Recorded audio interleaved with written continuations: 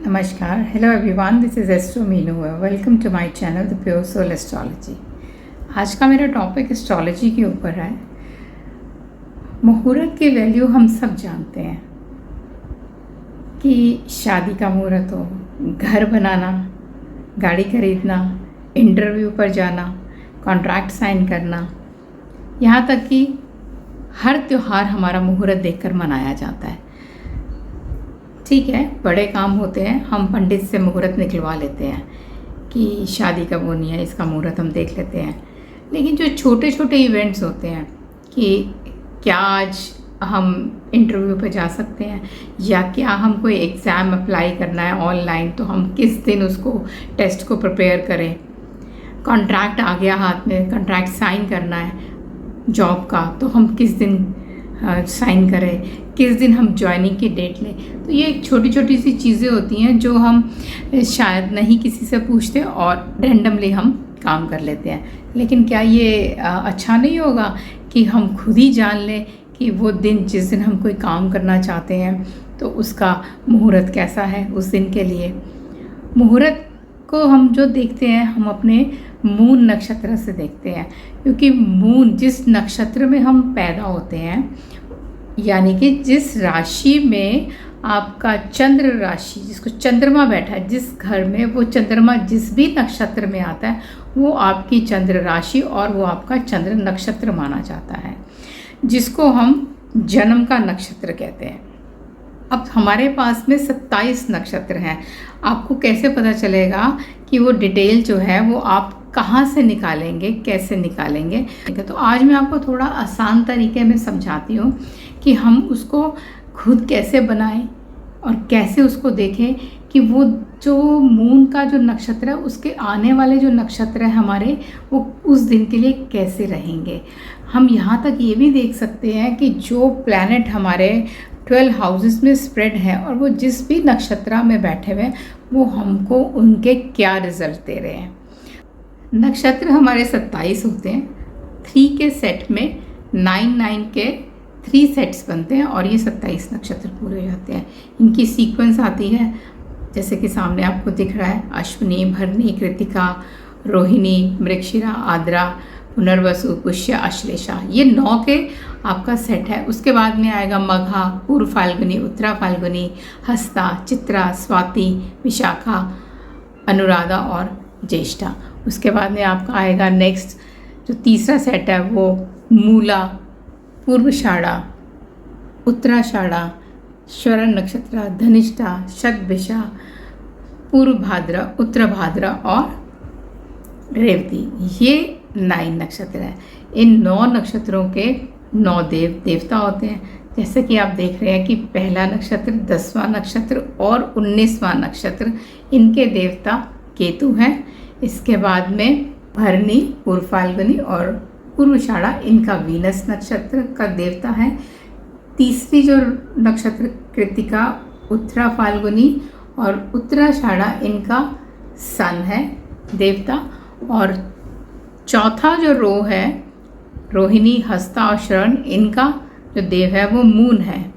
मृगशिरा, चित्रा, धनिष्ठा, इनका मार्स माना जाएगा देवता तीनों नक्षत्रों के। और आद्रा, स्वाति, शतभिषा, ये जो है राहु से रूल्ड है। पुनर्वसु, विशाखा, पूर्व भाद्रपद, ये जुपिटर द्वारा रूल किए जाते हैं तीनों नक्षत्र। पुष्य, अनुराधा और उत्तराषाढ़ा, ये सैटर्न के द्वारा रूल्ड है। और अश्लेषा, ज्येष्ठा और रेवती, इनको रूल करते हैं मरकरी। आप इनके सामने गुण भी देख सकते हैं कि अश्विनी जो है देवगुण है, भरणी मानव है, कृतिका दानव है, रोहिणी मानव है, फिर देव, मानव। इसी तरह से इनकी आप लिस्ट में जैसा कि देख रहे हैं ये रेपिटेशंस होती है। कहने का मतलब ये होता है कि जब आप कुंडली मिलान करते हैं तो आपका जो गुण धर्म जो है, जैसे अगर आप मानव है और आपका विवाह किसी ऐसे नक्षत्र वाले से होता है कि जो दानव है, तो कहीं ना कहीं आप सोच सकते हैं कि मानव और दानव जब एक साथ रहेंगे तो किस तरह की प्रॉब्लम आएगी। इसीलिए देव का देव के साथ में या देव का मानव के साथ में फिर भी चलता है। अगर कोई राक्षस गुण वाले का किसी मानव के साथ में या किसी देव के साथ में हो जाए तो देव और दानव जो है आपस में बिल्कुल ही ऑपोजिट चल देंगे। तो उनकी कंपैटिबिलिटी मैरिड लाइफ में उतनी नहीं रहेगी। इसीलिए जब हम कुंडली मिलान करते हैं तो इन जो नक्षत्रों के जो गुण हैं वो भी हमारे को बहुत इफ़ेक्ट करते हैं हमारी। चलिए, अब वहाँ हम इतना नहीं चाहते क्योंकि वो एक बिल्कुल मैच मेकिंग डिफरेंट सब्जेक्ट है। यहाँ पर मैं आपको सिंपली मुहूर्त की जो बात करना चाह रही हूँ, अब आपको ये समझना है कि आपका जो मून है जिस भी नक्षत्र में आता है वो आपका जन्म का नक्षत्र माना जाएगा। अब हमें सामने जो स्क्रीन दिख रही है, यहाँ पर हमने बोला था कि हमारा मून जिस भी नक्षत्र में होगा वो हमारा जन्म का नक्षत्र माना जाएगा। जैसा कि आप ये देख रहे हैं कि जन्म का नक्षत्र यानी कि किसी इस इंसान का अगर आद्रा में जन्म हुआ है तो वो उसका जन्म का नक्षत्र माना जाएगा। और इसी हिसाब से जो इनकी एक सीरीज चलती है 9 के 9 जो हमारी कैटेगरी होती है, तो पहला जन्म नक्षत्र माना जाता है, दूसरा संपत, तीसरा विपित, चौथा क्षेम, पांचवा प्रतिहारी, छठा साधक, सातवां वध, आठवां मित्र और नौवां अति मित्र। अब यहाँ पर आपको अपने जितने भी नक्षत्र हैं, अगर आप जैसे यहाँ पर आद्रा से अगर हम कहते हैं कि हमारी जन्म नक्षत्र आद्रा है, तो आद्रा के बाद जो हमारी लिस्ट बनेगी, जैसा कि आप देखिए कि यहाँ पर आद्रा नक्षत्र आता है तो आद्रा के बाद पुनर्वसु आता है, तो यहाँ से आपने 9 का सेट बनाना है। तो आद्रा, पुनर्वसु, पुष्या, अश्लेषा, मघा, पूर्व फाल्गुनी, उत्तरा फाल्गुनी। तो आप यहाँ पर ये देख रहे हैं कि यहाँ पर आपको यहाँ पर 9 का सेट बन गया। आद्रा के बाद पुनर्वसु, पुष्या, अश्लेषा, मघा, पूर्व फाल्गुनी, उत्तरा फाल्गुनी, हस्ता और चित्रा। अब आपको ये पता चल गया कि आद्रा अगर मेरा नक्षत्र जन्म का है तो पुनर्वसु नक्षत्र अगर दिन का पंचांग देखूं, मेरा मून अगर पुनर्वसु में है तो वो मेरे लिए संपत है, यानी कि संपन्नता देने वाला नक्षत्र है। इसी तरह से अगर मून जिस दिन पुष्य नक्षत्र में आ जाएगा तो वो मेरे लिए विपत हो जाएगा। वो मुझे नहीं पता कि वो उस दिन अगर मैं कोई काम करूँगी तो वो मेरे को विपत्ति लेकर आएगा, मेरे लिए शुभ नहीं होगा।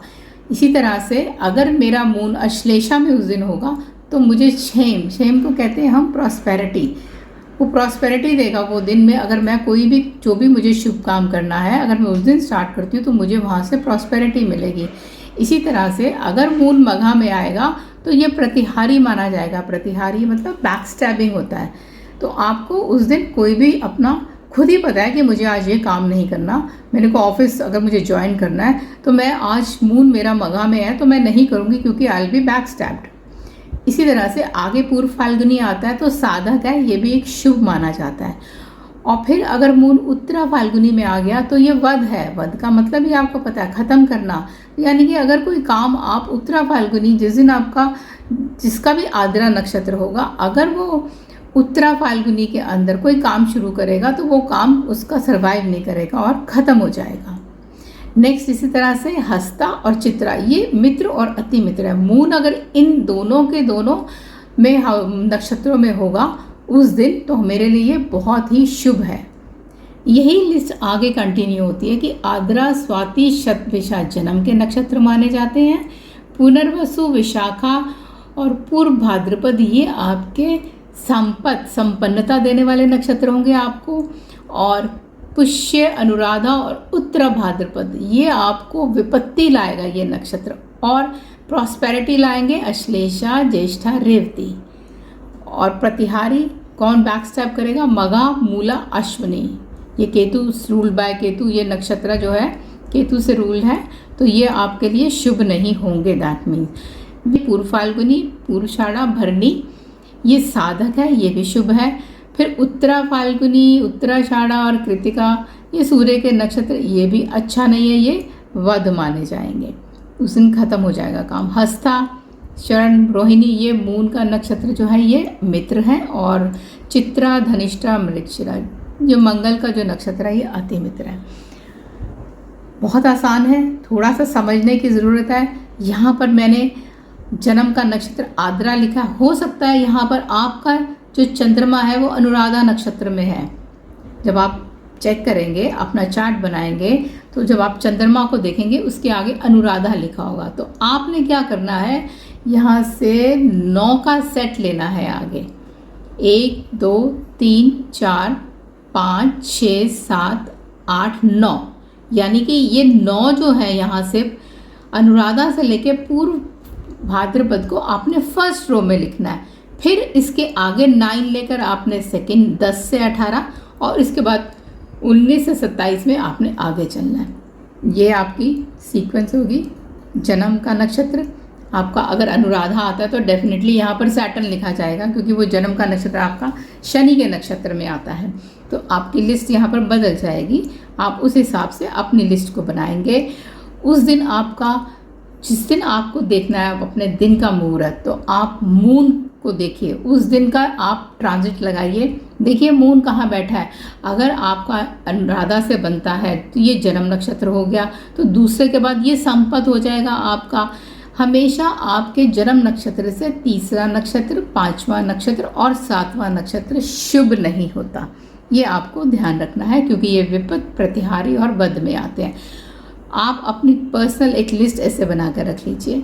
उसके बाद में आप दिन का पंचांग लगाए, जिस दिन जो काम करना है, मून जिस राशि में होगा आपका, उस दिन जिस नक्षत्र में होगा, अपने पर्सनल चार्ट से चेक करिए, आपको पता चल जाएगा कि आज मुझे ये काम करना है या नहीं करना।